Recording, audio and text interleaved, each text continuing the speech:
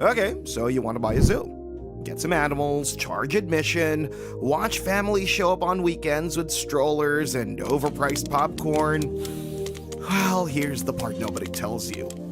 A zoo is the only business in the world where your inventory eats 10 tons of food a day, requires a full medical staff, and occasionally tries to kill the employees managing it.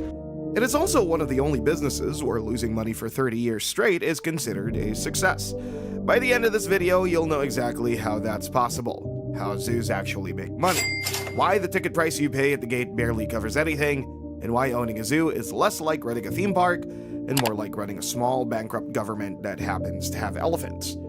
Zoos come in 3 sizes, and they're 3 completely different businesses.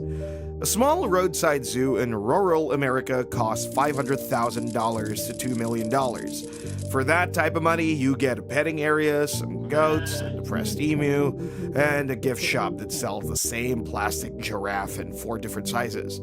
A mid-tier accredited zoo runs $50 to $200 million. Think the Omaha Henry Dorley Zoo. Consistently ranked as one of the best in the world, sits in Nebraska, generates around $60 million in annual revenue, real exhibits, real research, real veterinary infrastructure. And then there's the top tier. The San Diego Zoo has been operating since 1916, sits on 100 acres in Balboa Park, and has an annual operating budget of over $400 million. It is less a zoo and more like a small city that happens to be full of animals. The building is just the start. Here's 2 more costs nobody warns you about. First is accreditation. To be taken seriously, you need AZA certification, the Association of Zoos and Aquariums. The application process takes years. The standards cover everything from enclosure dimensions to veterinary protocols to conservation program requirements. Without it, you're legally a zoo, but professionally, you're a roadside attraction. The second is the animals themselves, and this is where it gets complicated. You can't just buy a lion. The Endangered Species Act, cites international treaties, and a web of state and federal permits control every single animal transfer. A giraffe isn't purchased, it's negotiated between institutions with paperwork that takes months, and when the giraffe arrives, it comes with a breeding recommendation from a species survival plan, a consortium of zoos that collectively manages the genetics of every endangered animal in captivity in North America. You don't own the giraffe, you're borrowing it from a system that has decided where it lives, who it breeds with, and where it goes next. Now, the question that actually matters, where does the money come from? Because it's not tickets. The average zoo ticket in the US runs $20 to $35. Sounds reasonable until you do the math. The San Diego Zoo spends roughly $800 per animal per day across its collection of 12,000 animals. That's before staff, utilities, or capital maintenance. The ticket price does not touch it. So how does a zoo actually survive? 4 revenue streams, and almost none of them are what you'd expect. Stream 1, memberships. This is the real ticket business. A family membership at most major zoos runs around $150 to $250 a year. Unlimited visits. The zoo gets the cash up front in January. You show up 3 times and you feel like you won. The zoo already has your money regardless. In 2023, memberships accounted for roughly 30 to 40% of total revenue at most mid-tier institutions. It's a subscription business wearing an animal costume. Stream 2, food, parking, and retail. Every time a dad pays $14 for a hot dog next to the flamingo exhibit, that's higher margin than the admission. A large zoo can generate $15 to $25 million a year just from concessions and retail. The stuffed animals in the gift shop have an 80% margin. The real animals outside have a -1. Stream 3, grants and donations. This is the number most people miss. Major zoos are nonprofits. The San Diego Zoo Wildlife Alliance received over $120 million in contributions and grants in a single recent fiscal year. Without that money, that institution doesn't exist.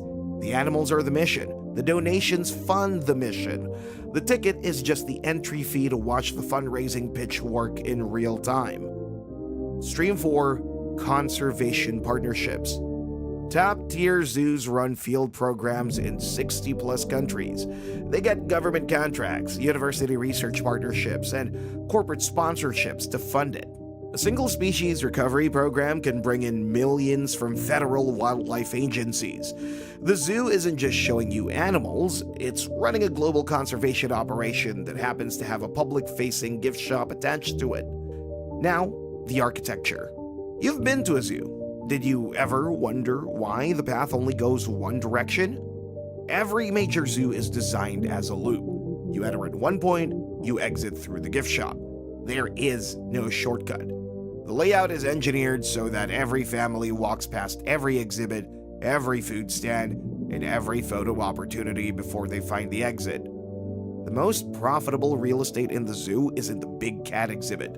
It's the 40 feet of retail between the exit in the Big Cat exhibit and the next bathroom. And then there's the most underrated revenue tool in the building, the giraffe feeding experience. For $10, you get a handful of lettuce and 45 seconds with a giraffe.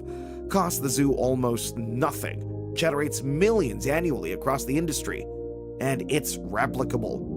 Stingray touching tanks, penguin encounters, backstage passes.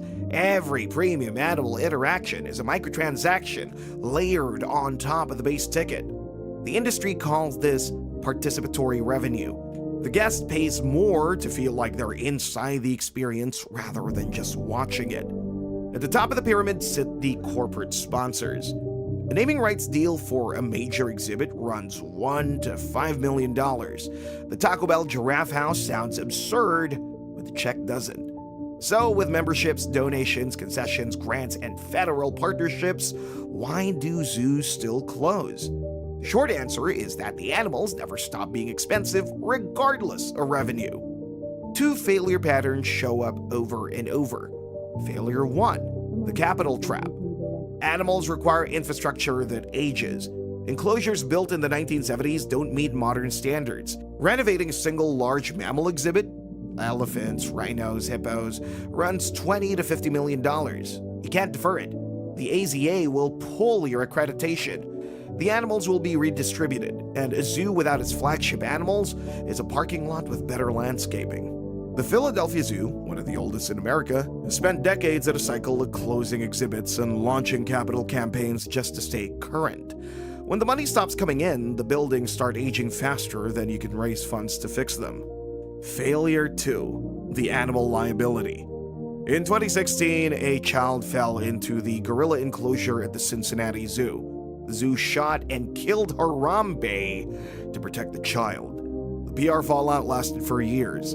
The fundraising impact was real, but that's the visible version. The invisible version is constant. Animals injure keepers, animals escape, animals die publicly, and the internet treats it like a war crime. Every incident triggers regulatory review, potential legal exposure, and a news cycle that depresses attendance for months. You're running a business where your most important assets are alive, unpredictable, and capable of generating a global controversy on a Tuesday afternoon. Step back for a second.